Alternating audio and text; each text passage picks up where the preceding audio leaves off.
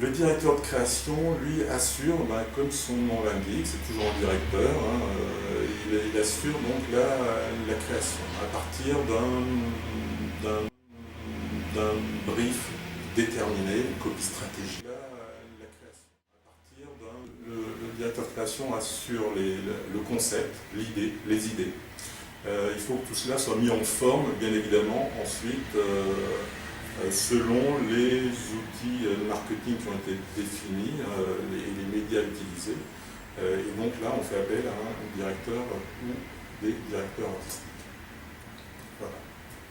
Même si c'est un artiste quand même qui s'inscrit dans une problématique bien carrée. Ce n'est pas l'artiste qui parle, qui fait ce qu'il veut. C'est un artiste contraint quand même, qui répond à un brief, à des problématiques, une problématique ou des problématiques bien précises. On ne fait pas n'importe quoi. Voilà ce que je veux dire.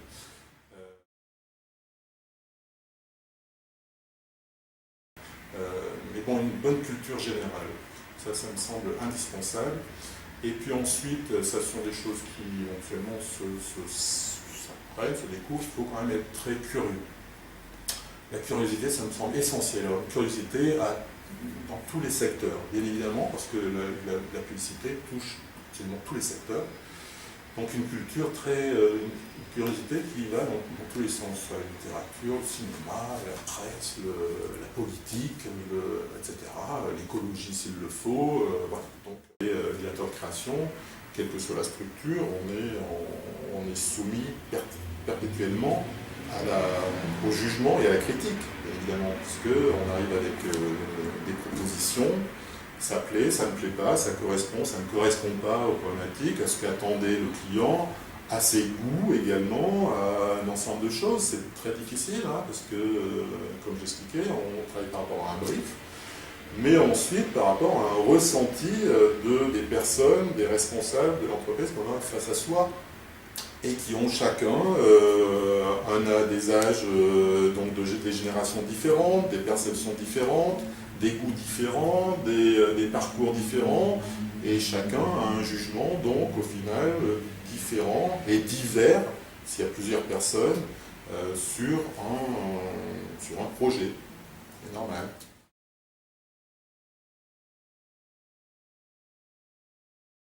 À partir de là, j'ai créé donc ma propre agence avec deux autres personnes. C'est une agence qui s'appelait donc l'agence Cassiopée, qui était basée à Lyon, et dans laquelle j'ai assuré donc le poste d'associé au niveau des directeurs de création. Donc, directeur de création associé, c'était le titre que l'on donnait à la fonction, et ça pendant 13 ans. La conjoncture étant ce qu'elle est, l'agence a dû fermer au bout de 13 ans pour des raisons tout à fait extérieures à elle-même. C'était lié à un gros budget que nous avons perdu. Et à partir de là, j'ai créé ma propre agence, en seul.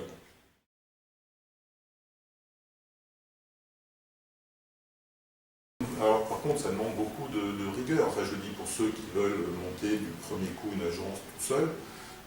Ça demande quand même beaucoup de rigueur, beaucoup de temps.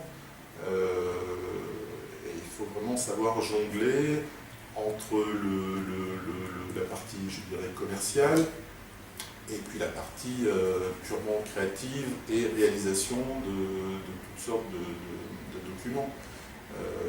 Il faut quand même avoir ce que j'appellerais de l'expérience quand même derrière soi pour pouvoir aller vite, de répondre rapidement à des problématiques.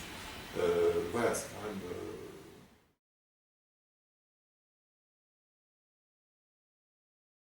J'ai toujours voulu faire de la publicité. Alors c'était l'époque où... Moi, quand j'ai eu envie de faire de la publicité, c'était dès l'âge de 14, 15 ans, je savais que je voulais faire ça.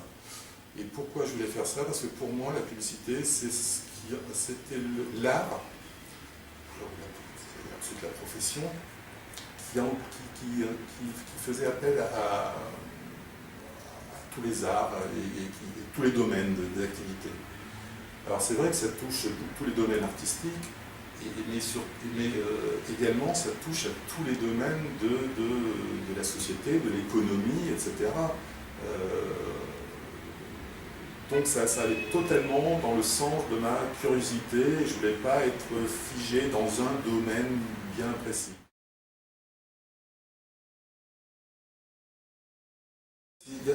J'ai qu'un stress, c'est le temps qui ne s'étire pas malheureusement. C'est que les journées ne font que 24 heures, les semaines 7 jours et l'année 365 jours.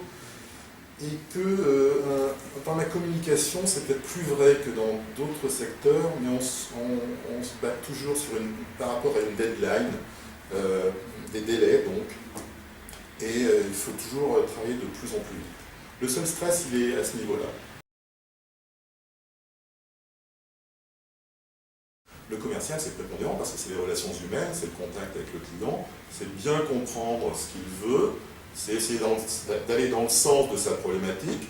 C'est pas non plus séduire le client pour séduire juste le client, parce qu'on est là quand même. Il y a quand même le cerveau créatif et conceptuel qui est là pour proposer quand même des choses qui vont amener le client un petit peu plus loin que l'endroit où il avait pensé aller. Quand même, on est là pour le pousser, hein. Sinon c'est juste répondre, ce métier ne m'intéresse pas. On est là pour apporter un plus quand même à une demande qui est faite par un client, sachant que le client ne sait pas toujours, parce qu'il n'est pas créatif déjà à la base, ne sait pas toujours vraiment ce qu'il veut.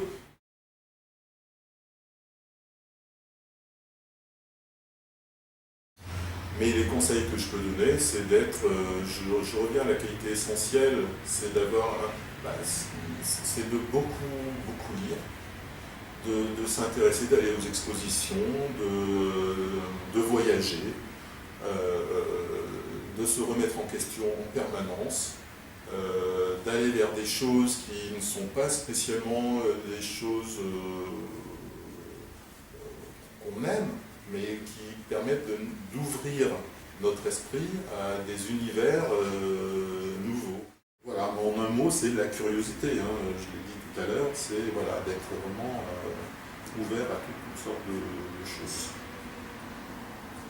Voilà, mais un bon bagage quand même, je disais, il faut un bon bagage culturel.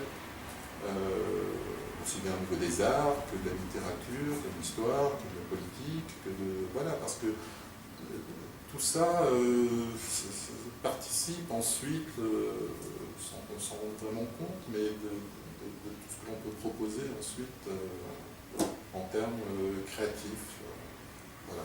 Sachant que la création, c'est pas uniquement du graphisme, hein, d'ailleurs. Hein, ça pourrait n'être que des idées, hein, donc des concepts qui ne sont pas mis en forme d'un point de vue graphique. Hein. Ça peut être juste une bonne signature qui accompagne un logo. Voilà.